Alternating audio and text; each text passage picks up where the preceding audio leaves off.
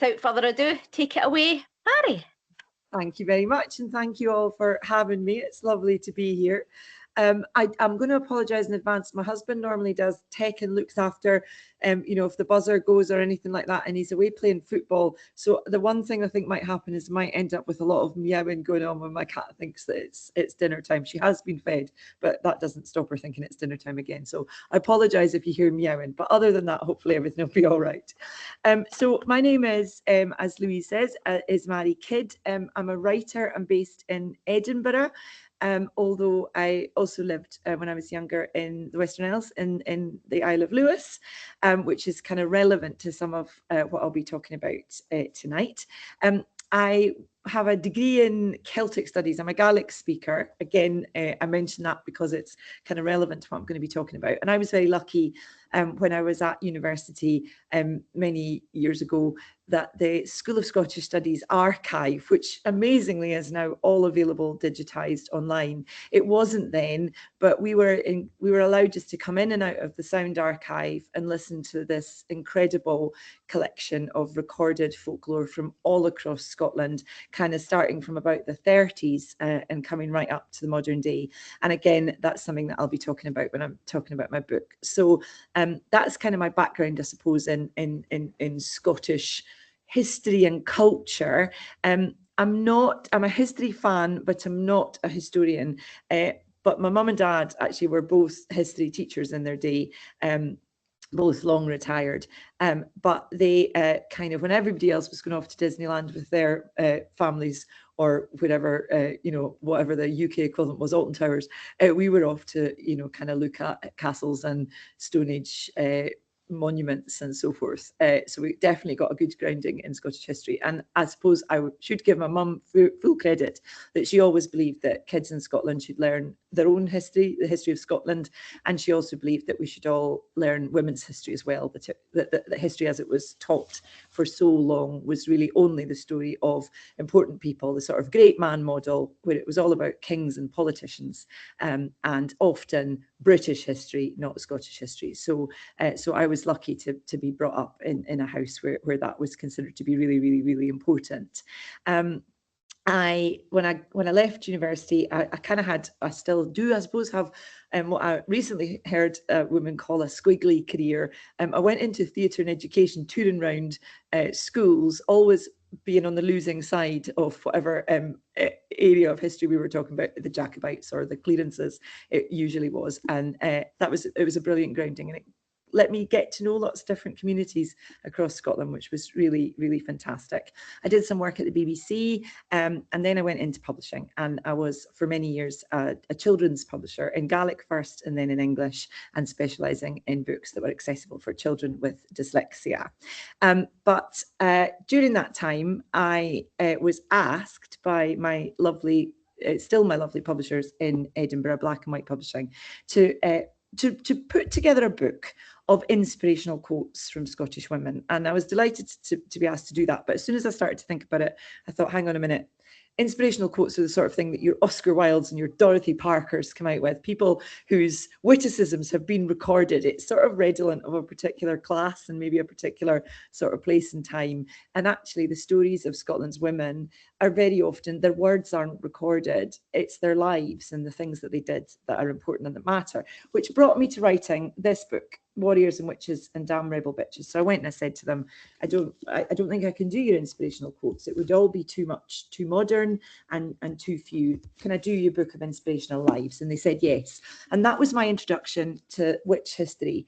And beyond what I'd learned, as a young person, we didn't study witch history in school, but as I said, my folks kind of kept us topped up with history. And so I was aware of some of Scotland's witch history, but not in any depth. But this introduced me to that topic. And I wrote in the book about Euphemie McCallion, and I wrote about Janet Wishart and some of the kind of more infamous witch cases. Euphemie McCallion was linked to the North Berwick witch trials. Janet Wishart kind of maybe is Aberdeen's best known witchcraft case. So that kind of gave me a bit of a grounding in witch history. And I kind of kept on working, looking at witch history in this book, which is it's not just Scotland, women in Scotland, but Scotland, Ireland, and Wales. sort of, if you like, the Celtic, the nations around England. And as a result of those two books, Heel and Harrow, Lauren McCall and Rachel Newton, who've done your theme tune, they asked if I would work with them in a project to memorialise Scotland's witches by bringing together stories. So I would write stories about real life witches, but also magical women and belief in magic more broadly. And then they would create an album essentially using those stories as a jumping off point. And so we looked at the witchcraft map, the Scottish Survey of Witchcraft geolocated map, and they essentially picked cases that they thought looked interesting from all across Scotland, different communities. So, for example, we looked at the case of Isabel Gowdy in Auderne near Nairn, and we looked at a case that turned out to be a wrong case. Actually, it's wrongly catalogued in the Survey of Scottish Witchcraft we thought in Fulla. Actually, when I looked at the Fulla case in the Shetland court book, was not for witchcraft, but a woman of exactly the same name was accused in a different island in Shetland. So they asked me to write these stories, and they then they made music. Some of the tracks are just inspired by the mood of the story. Some of the tracks take lyrics from the story and weave it in to where the tracks have words.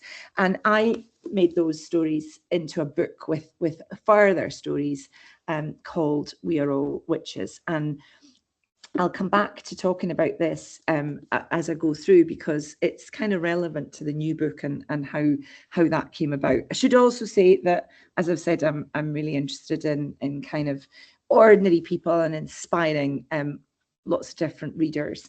I've also written for children. I wrote a book called Strong, Brave, True, which is about Scottish people who've done amazing things. And this, I can't find the English language version of it. I didn't write it in French. Scottish Fairy Tales, Myths and Legends, which is another children's book.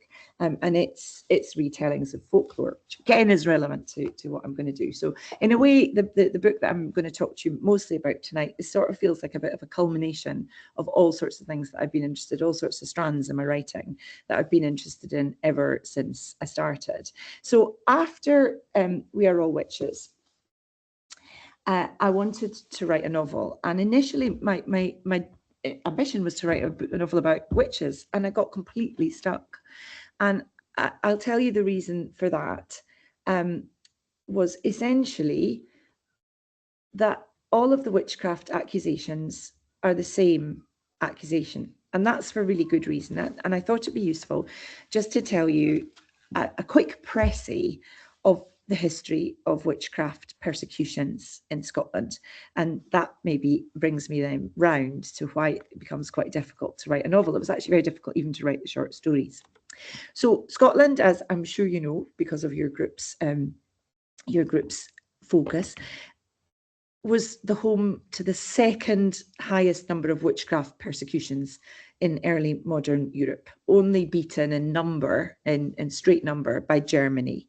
But on a per capita basis, we persecuted more people than anyone else. The Scottish Witchcraft Act was the act under which those persecutions happened. And it was passed on the 4th of June, 1563. And it made, in its own words, witchcrafts, sorcery, and necromancy, I can never say that word, capital crimes. But it was only one act in a huge raft of legislation that had originally been passed by what we call the Reformation Parliament in 1560. So the Reformation, the European Reformation, was the process that split the European Christian Church into Protestantism and what today we call Roman Catholicism. And in 1560, the Protestant faction in Scotland was most certainly in the ascendant. And at that Parliament, their aim was to make Scotland's legal frameworks Protestant frameworks. They wanted to create a godly nation as they saw it. But there was a big fly in the ointment, because Scotland's monarch was Mary, Queen of Scots, and Mary was herself a devout Roman Catholic. She wasn't, at the time that Reformation Parliament met, she wasn't in Scotland, she was still in France. And when she came back in 1561, so a year later, she didn't give royal assent to the legislation that Parliament wished to pass. She played a long game. Over the next couple of years, she set about quite cannily splitting the Protestant faction up. So by the time Parliament reconvened in 1563, actually much of that legislation had fallen by the wayside. She'd got rid of that legislation. She and her brother, her half-brother Regent Murray, and others had managed to kind of push it all off to one side. But one of the surviving acts that did receive assent was the Witchcraft Act. So as I say, it became law on the 4th of June 1563 with Mary's assent. Now, witchcraft was a hot potato at this period, and the reasons for that are really complex. As the church was splitting along that fault line, Protestant, Catholic, the churchmen on both sides needed a sort of unique selling point, if you like, about why their version of the faith was the better one. And one of the sort of unique selling points, I think, of the Protestant church, it would be fair to say, was that they would really be good at, prosecuting evil. And the witch was a good cipher for prosecuting evil. In some instances, Protestant legislators are rather, I think, taking issue with rights. So it's actually it's anti-Catholic in its way. And then there's a lot more printed material becoming available. And that means that these accounts of witchcraft, they can travel really quite far. And then the sort of, I suppose, a really important thing, and this is important in terms of the novel that I'll be talking about, is that there was then massive societal disruption, and witchcraft persecution seems to have needed to have societal disruption in order to sort of seed the ground and let it grow. So in the early modern period, you've got serious climate problems, the Little Ice Age. You've got famine related to those climate problems, but also related to our other big problem, which is war. Lots and lots and lots and lots of civil and international conflict. So the model for the belief was really simple. Witches were in league with the devil. They were unholy and diabolical. They were doing the devil's evil work, and they needed to be discovered and they needed to be stopped. But after that, the law was passed in 1563, it was quite quiet for a good while. Scotland's big witchcraft persecutions didn't happen until really the 1590s. And then there were 5 big waves around 1590 to 1591, around 1597, 1628 to 31, which is the setting for the book, 49 to 50, 1649 to 50, and then again 1661 to 1662. And the first one had really serious royal approval. James VI was hugely interested in witches, partly because he'd made a marriage in Denmark and they were very interested in witches, but also just partly because he was God's lieutenant on earth. And so he was interested in all sorts of diabolical risks to him. He believed witches had attacked him personally, that the North Berwick witches had attempted to do him harm. Something that's worth saying is the North Berwick witches didn't live in North Berwick; they all lived in Tranent, but or around Tranent, but they were supposed to have met in North Berwick. So James wrote Demonology. That was 1597, that was published, and he expounds on all of his theories of witchcraft and essentially gave the witch hunters a manual. The Malleus Maleficarum was the previous one, the Hammer of Witches, but Demonology gave us, a proper state-sanctioned, godly nation manual. And that brings me back really to the problem with writing about this period, because once you've got a witchcraft manual in Demonology, what you've got is a load of charges that are all exactly the same as every other charge, because everybody knows what witches do. There's only a certain number of behaviours that they get up to, and everybody's just trotting out this made up nonsense. And I probably should have nailed my colours to the mast and said, I'm not a spiritual person. I don't really believe in any form of magic of that kind. I believe we are magical thinkers, but I don't believe in magic. And of course, we know that the witches who were persecuted under the legislation did nothing. So it's quite difficult to kind of get behind all of that, if you like, identikit accusations to humans. And one of the things that, before I leave demonology behind, I actually did find a good quote. It's about the fearful abounding at this time in this country of these detestable slaves of the devil. That's what he says. He explains that 20 witches will be women to one man because we're the frailer sex and therefore much easier for the devil to turn. So I write about women, as I've said, and Lauren and Rachel had asked me to write these stories in Heal and Harrow, for Heal and Harrow, and I've got all of these cases. It's very fragmentary. The prosecutions started locally, essentially, were then given permission, sort of rubber stamped by the Privy Council centrally, and then the prosecution was carried out locally again. So you've already got a situation of very bitty evidence, and then particularly the local stuff just doesn't survive. You know, it's kept in churches or council buildings that have, you know, have ceased to exist. It's vulnerable to being just simply thrown out by new administrations, to all the water damage and fire, flood, everything that can happen to paperwork happens to it. So it's very fragmentary. So we've got the details, we've got the names, we've got the places. And what I worked out for We Are All Witches, Heal and Harrow, was that in a way, I needed to find some questions to answer, because in a sense, when you're writing, you need to have something to say, something to think about, something to mull over. And what I decided to ask myself the question was, did they believe it? And you might say to me, any of you who are kind of deeply interested in the period, you would probably say to me, of course they believed it, Mairi, of course they believed it, everybody believed it. And you know, it was a society that believed it, purely and simply.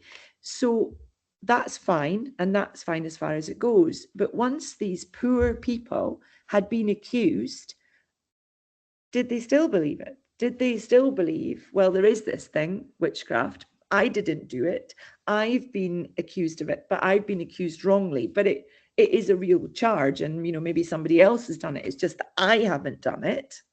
Or did they think this is absolute nonsense? Some of them escaped. Some of them were accused, but were not, you know, didn't face the ultimate penalty. And then they were accused again, and sometimes again, and sometimes eventually they did face the ultimate penalty.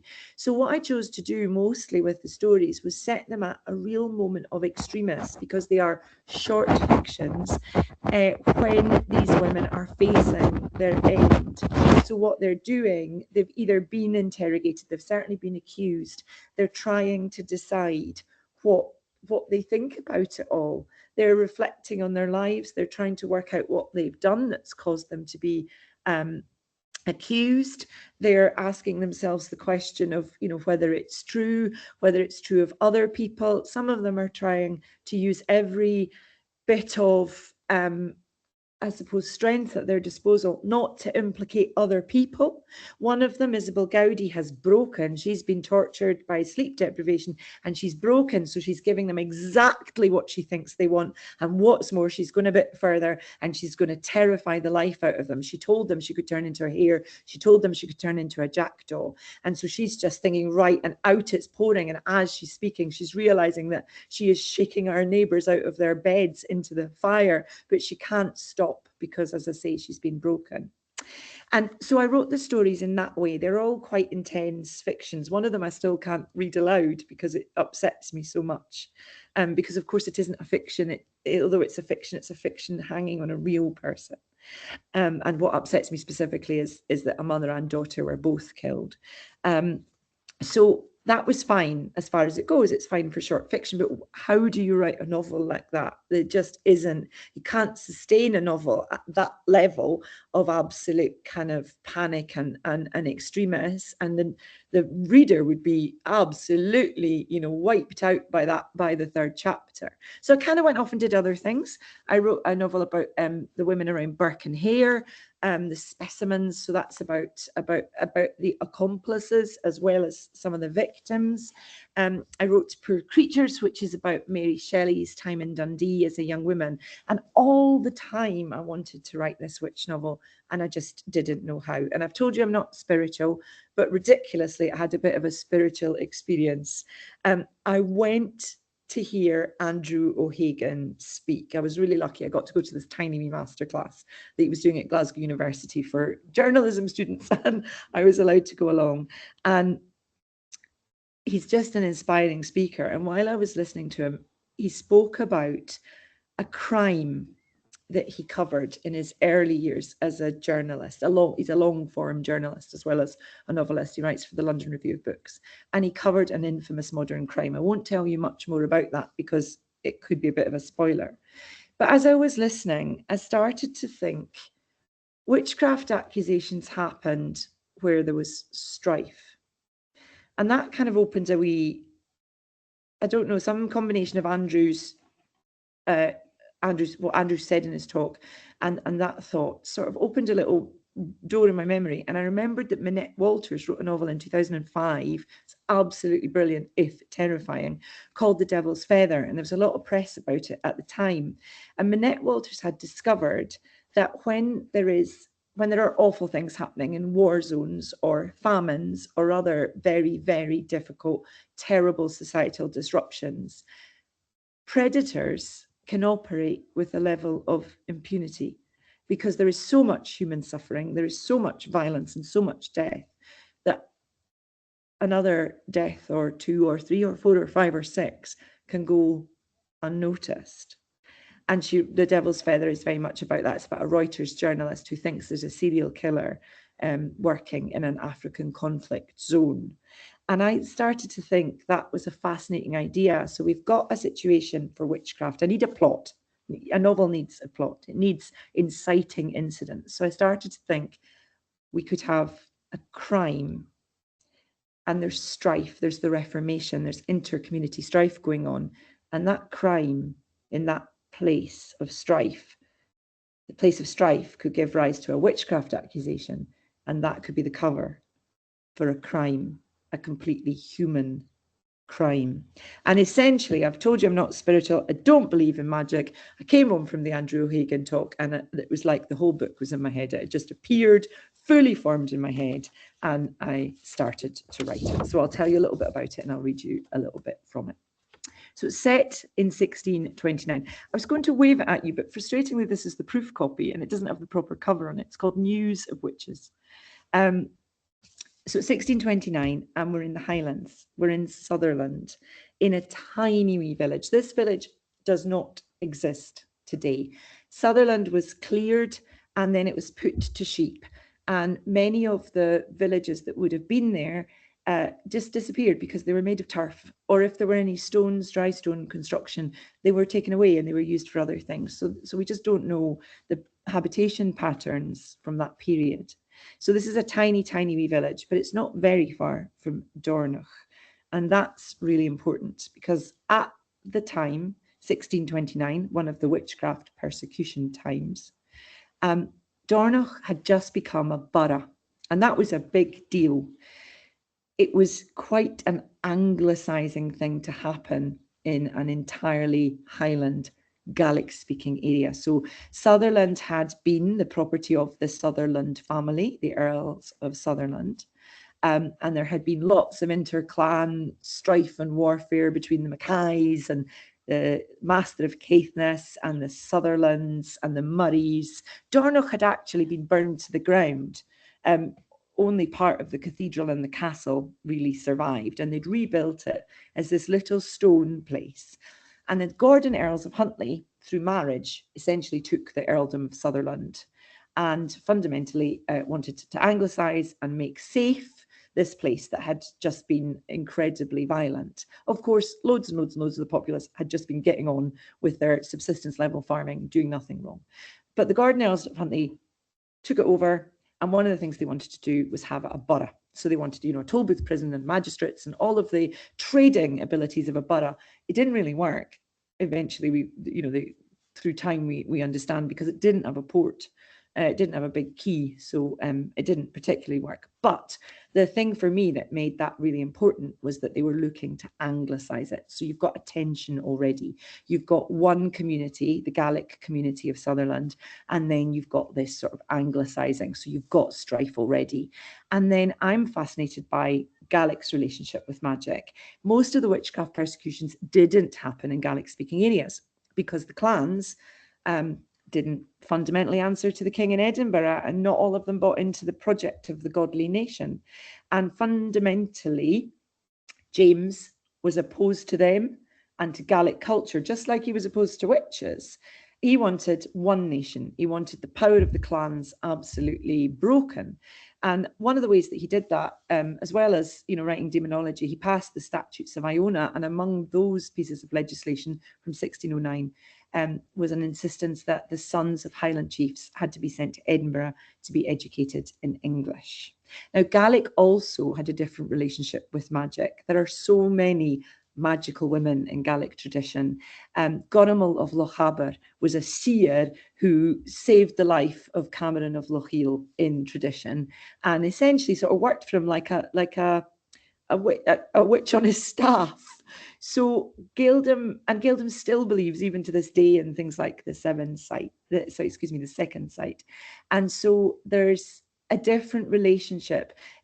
The ground isn't seeded for people believing in a diabolical pact with the devil, but here comes your Anglicisers, and they do believe in the diabolical pact with the devil. So you've got people kind of in this really interesting tension, and that's where News of Witches starts.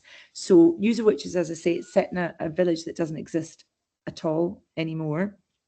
Nobody locks their door. They literally don't have locks on their door. They're all Gaelic speakers who've been there for generations. It is their place. It's an entirely Gaelic community, except for Baillie Gordon. So he's a sort of, once upon a time in the Gaelic world, he would have been called a tacksman, and he would have worked for the chief. So the chief was the father of the clan, and the tacksman collected rents, but also supported the people. But Gordon is an Anglicising influence. He's here to raise money and to keep the peace and to do a bit of petty law enforcement. And he's wealthy by comparison to everybody else. And Baillie Gordon's daughter, as the novel opens, is bewitched. She's lying in a bewitched sleep. And before she fell into her bewitched sleep, she has told him that a servant girl in their house has bewitched another child, and that child has died. So she's bewitched two children, Baillie Gordon's daughter, who's in a bewitched sleep, and another child who is missing, and we discover has died. So that's the crime, the killing of the child and the bewitching of the child. And the girl she accuses, Katrina, who is a servant in their house, is taken away. She is interrogated and accused. She doesn't initially know why. And then it sort of starts to fan out like ice. It's like cracks on the ice of a loch. There's another servant girl in the house, Ishbel, and she is afraid to stay in their room. These people haven't really thought about this idea of satanic witchcraft before, and that's absolutely terrifying. If the devil's taking Katrina, is the devil also coming to take Ishbel? There's a cook in the household, and she just has no idea what to think. This lovely girl that they all thought was so good and so kind and seemed so devout has been consorting with the devil all of this time. And then we've got our third woman. These three are really, I suppose, the main, Katrina, Ishbel, and our third woman are really our main characters. And her name is Morag Nicholson, and she's a midwife and a healer. And when the child is found, the child that is missing, she has to lay him out. And as she looks, she doesn't see signs of diabolical witchcraft. She sees signs that perhaps something natural has befallen the child. But Morag has her own worries and her own burdens. She has a brother who is voiceless. He can't speak. And he lives up at the moor with the poorest outcasts from the village, and she doesn't want to draw attention to him. And in fact, she's a bit worried that perhaps he was visiting her when the child disappeared. So Katrina, the accused, is taken to Dornoch, and a witch pricker comes to witch prick her. That was when they stabbed them, essentially, to find out if they had a numb spot on their body or a spot that didn't bleed. And her confession is quite confusing and it's quite contradictory, but she's spared. She's spared for a reason that no one foresaw. Another child disappears in the village, but he is found alive, and then he is able to give something of a testimony of what happened to him, but it's very, very hard to follow. And they are so panicked, Morag and the cook and Ishbal, that the village has just become unsafe for its women. And the only person they think they can appeal to is Bailey Gordon's sister-in-law, the Lady Alice. She's not really a lady, but they call her it for reasons of deference. But she is powerful. She's got money, and she lives in Dornoch, and she has no love for Bailey Gordon. So they go to her, and they ask for her help. And I won't say any more about the plot of the book because it's very much kind of about how these women tackle these accusations and what they might have to sacrifice to find their way through the accusations. There's also the story of a bog body. I'll maybe read you just a couple of little excerpts from so we meet a woman in the Iron Age, and then later we meet her again in the main narrative in 1629. So I'm going to read you how she reappears. The peat cutters began their digging when it was barely light, the better to avoid the sharp barbs of the horseflies. The midge was little deterred, of course. They gathered in great clouds over the bog before the dawn, and soon those who had bared their arms wore great dark sleeves of the beasties. They buried a stone piggy of ale to keep it cool, and then they began the day's work. The small blades flashed as they husked the bank, cutting away the top layer of the marsh, and then they were into the rich, wet land. By the time the day had ripened, the heather all around was tiled with heavy dark squares, laid out neatly by the women so the men could cut into uninterrupted. At noon, the men stopped to dig up the ale jar and pass it round, washing down whatever they had managed to bring for the midday meal. Ian Sinclair found a bee's comb, and all had a bite, so the sweetness might lighten the afternoon's labour. The honey was bright on Seamus's tongue as he leaned on his tusker and looked into the sky. A kestrel hovered in the air, sighting its prey. His grandfather had kept such a bird, found fallen from a nest as a chick and raised by hand, trained to hunt doves to supplement their meagre table. As Seamus watched, the bright air seemed to freeze for an instant, so the bird hung suspended, and then it plunged sharply to earth, disappearing for a moment before it rose again, a struggling rodent in its claws. It flew off with its prey into the whiteness of the sun. Behind him, he heard a cry. Reluctantly, he tore his gaze from the kestrel's path and turned towards the commotion. Angus Gunn and his brother Rob stood over the bog, their tuskers cast aside on the bank. The others gathered round, gaping. Seamus made his way into the circle and saw what it was that they had uncovered. A face and shoulders protruded from the peat, lying almost face down, but not quite, like a restless sleeper twisted in a dream. The skin was entirely black, and the hair was red. We hit a great stone, Angus said, and we began to work at the peat with our hands so as to lift it out without dulling our blades. When at last we lifted the stone away, we saw there was clothing under, and so we worked at it some more, and there it was. It's a woman, Rob said, so small, and the hair is all kinked and pinned. It was true, the hair was plastered with peat, but even still they could see how it was knotted and pleated about the head like heather rope, only finer. We should get her out, someone said, and take her to the village. There was a hum of alarm at that. Among their number were those who wished to have no doings with the village at all. They looked from one to the other, and somehow, for no reason any could have named, all eyes came to rest on Seamus. Seamus opened his mouth, but no sound came. Tried again, but still it was no good. He raised his hands and made the shape of a humped building, and then he wove his fingers together and turned them upside down so as to seem like folk gathered together in rows. The kirk, Granny Mackay said. You think we should take her there? There was doubt on their faces, but then Angus Gunn said, well, we can't leave her here. What about your sister? Granny Mackay said to Seamus. She's a healer. She could see to her. Seamus shook his head violently, and Angus Gunn nodded. No, Granny, he said. Morag has always been good to us. What if it brought ill luck on her, a dead lass found at her door? Granny Mackay sucked her teeth, but then she nodded. Very well then.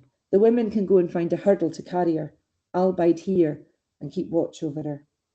And so it seemed all was settled. The women went off and Granny watched as the men dug the dead woman from her peaty grave. They worked all through the afternoon and into the evening, glad of the long hours of the light. Their tuskers and their little blades were no use for this task. They used only their hands. At first, it seemed they could make no headway. The bog seemed to fight with them, but then they realised there was a covering of some sort over her. Skin, it seemed to be, or fleece. And when they all pulled together, it came out with a great sucking sound. A cloak of lambskin, or so it appeared, a curious thing altogether.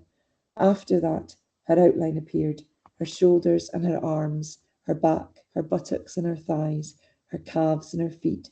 She wore a shift, as blackened and glistening as her skin, and below the knees, her legs were bound in cloth and hide, as bright red as the hair on her head.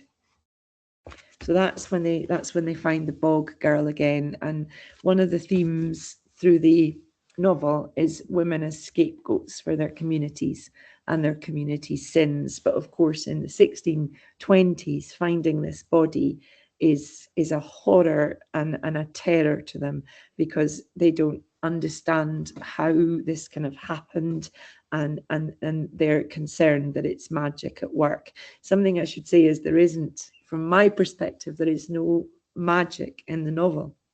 Everything that happens that you could say is magical, you could also say there's a natural explanation for it. But the people in the book are very much alive in a world of magic. And that's, I suppose, the big other theme that I wanted to tell you about. And then I'll read you one last little bit, and then we can maybe have some questions.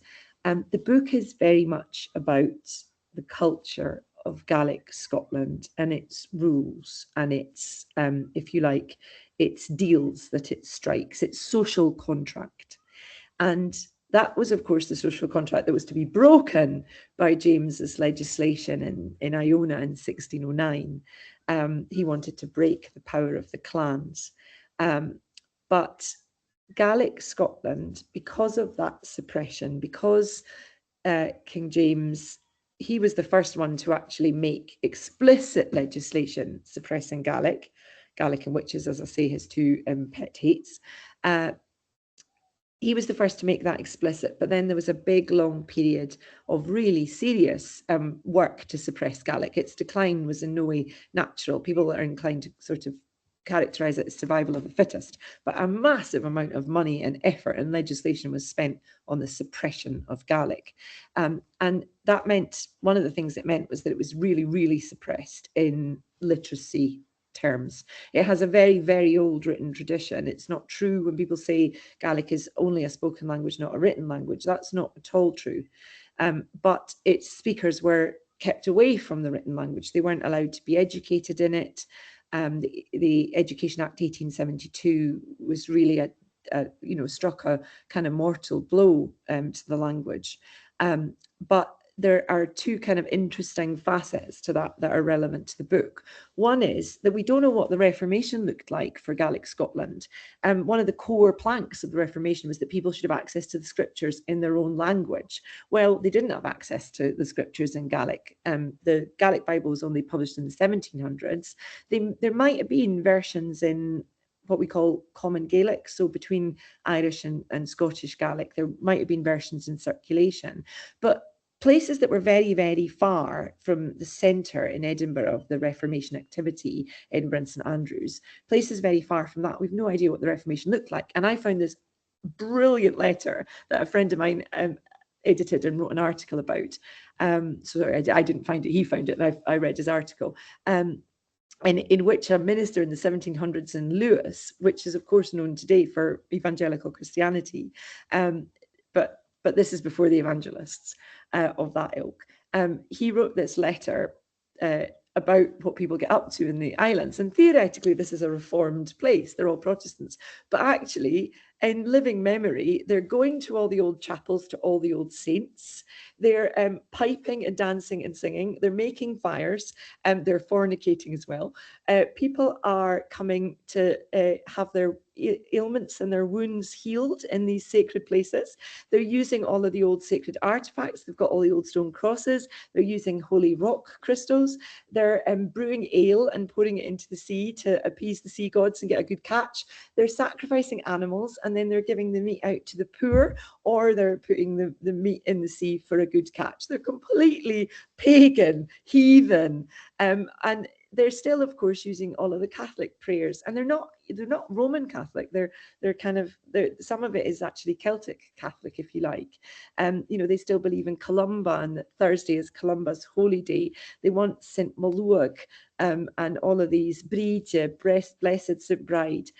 So they believe in all of these things. And I said that the suppression of the language, you know, it was catastrophic for literacy, but what it wasn't catastrophic for was, if you like, the absolute unbelievable breadth and depth of people's memories. When you don't have a written literature, often your orature, if you like, your oral literature is very, very rich, and Gaelic has one of the richest in Western Europe.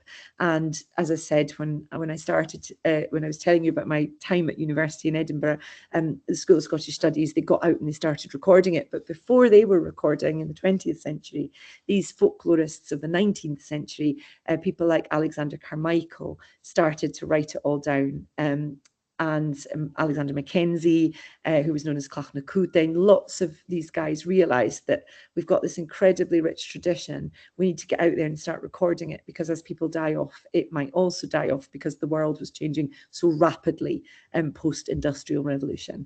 So Alexander Carmichael made this unbelievable collection of Gaelic charms and incantations called the Carmina Gadelica. And I drew very much on the Carmina Gadelica in imagining this world where these people are living in a community that is technically in a reformed area. And as I said, all of these tensions are happening. They've got a Protestant minister, but actually the Protestant minister is kind of just almost turning a blind eye to all of their, if you like, native traditions, their older traditions, because he knows that he'll lose them. He won't be able to bring them with him unless he allows them to have some of the traditions that they've always had. So, for example, there's when an old woman is buried, there's a keening woman, a woman who sings keening laments. And then I'll read you another little section. So this is from when one of the children is missing. Morag has been away at a birth, has come back and has laid the child out, and another child has gone missing. So this is the second child missing in the village. And this kind of, maybe, I hope, shows you how I've drawn in some of the blessings and also started to play about with some of the tensions. The missing child was one of those left in the care of an older sibling while his parents had gone to the funeral feast. No one thought anything of it, Una said. The village has always taken care of its children, and we thought them perfectly safe. They said the witch was gone. Witch, Morag thought. How readily folk speak of witches now. Before the Beaton lad went missing, no one in this place had ever thought of such a thing. She's gone from here, the witch, another woman said. She's in prison in Dornoch, I heard. So who can have taken the wee lad? An older woman shook her head. We're deciding too soon that all is lost. Who's to say the bairnie isn't up to some mischief or another, and will soon be found, safe and sound, and brought home to his mother? There were some half-hearted sounds of assent, but in their hearts none of them had any hope that the old wife would be proven right. The missing lad was much younger than the Beaton boy, only 4 years old. He'd been left in the care of a sister of 14 and a brother of 12, along with 3 other siblings of various ages in between, and he had vanished from outside the door where they'd left him playing with a favourite toy, a wrinkled apple stuck with dozens of bird feathers. This windcock, as they called it, would dance hither and thither in the breeze like a living thing, and the last the lad had been seen, he'd been chasing it across the yard, scattering the hens, trampling his mother's plants and crowing with delight. The windcock had been found where he'd left it, still darting about gaily enough, but there was no sign whatsoever of the lad. He had never been known to wander off before, let alone in the growing dark, and moreover, it had rained on and off all afternoon. He could have taken it in his head to go and find his mother, the old wife insisted, sounding querulous now. He wouldn't have known where she was. Morag knew her only desire was to help, and so she squeezed her gnarled old hand. My mother always said you would have fine memory for charms, she said. Perhaps you'd say some words now. I'm sure it would bring comfort to us all. Unwilling at first to be mollified, the old woman grumbled she wasn't sure what would be the right thing to say, and Morag bit her lip not to scream aloud. Most of the women of the place were holed up at home with their children, feared to let them out of their sight. A few had brought their bairnies here to the house to mind the terrified mother and the hysterical sister. Having no bairns of her own, Morag had no excuse not to come and sit with them, and she thought she might go daft. At least the men had the comfort of action, out searching outbuildings and stackyards, the rigs and the thickets, and the peat banks up on the high moor. At last the old wife thought she had an idea, and all fell silent as she began to speak. The person really should be here to receive the blessing, she said, and there's a knot to tie around their hands, but I think it will do no harm to say it in the wee lad's absence. The other women made noises of encouragement, relieved, Morag thought, to have something to take up their attention at last. In Shean chud brígin inni, Ruvunial mean gorn gil, the old wife incanted. The charm that St. Bride of the Kine placed round the fair neck of Dornil, the charm that Mairi put about her son, between soul and throat, between breast and knee, between back and belly, between chest and foot, between eye and hair. The women joined her in the repeat, some cold comfort in murmuring the familiar old words. The host of Michael be on thy side, the old wife called, the shield of Michael on thy shoulder. As she continued, the door opened and the crow came in. That's the minister. He did not interrupt, but his face was set in distaste, bordering on anger. He stepped backwards again into the doorway, as if he would not set foot fully in the house while this business was in hand. No spear shall rive thee, the old wife said. No sea shall drown thee, no woman shall wile thee, no man shall wound thee. The mantle of Christ himself about thee, the shadow of Christ himself above thee, from the crown of thy head to the soles of thy feet. Shianje umad, fianje harat, the women said. There was silence for a moment, and a few forgot where they were and crossed themselves in the old way and said their amens and holy mothers and blessed breeches. Then the minister jumped out from the shadows and cleared his throat, and they all jumped like foxes caught sniffing round the henhouse. Our help is in the name of the Lord who made heaven and earth, the crow said, evidently considering that this intervention was setting them all back on the righteous path. How this differed in essentials from the ancient blessing of the old wives was anyone's guess, but Morag had observed that the new faith seemed to set great store in fine distinctions an ordinary person could not follow at all. So I think that's me. It's the book is a tribute to the ways that people lived in the world and their communities. It's about community cohesion and then the ways that that can break and how the witchcraft allegations essentially fed on situations in which that happened. It's out in August. I was going to show you for the fun of the thing that the other day I was making some woodcut. I was looking at some historic woodcuts and I've made some stamps. So when I'm out and about signing it, I'll be stamping it as well with the devil and a witch, who of course is just a woman, and a cat and a hare and all sorts of other things. The hare is a big motif. I should have said that the hare is a motif that runs through from the bog body right into the modern day. So that's me. I hope that was interesting enough. And if anybody would like to ask any questions.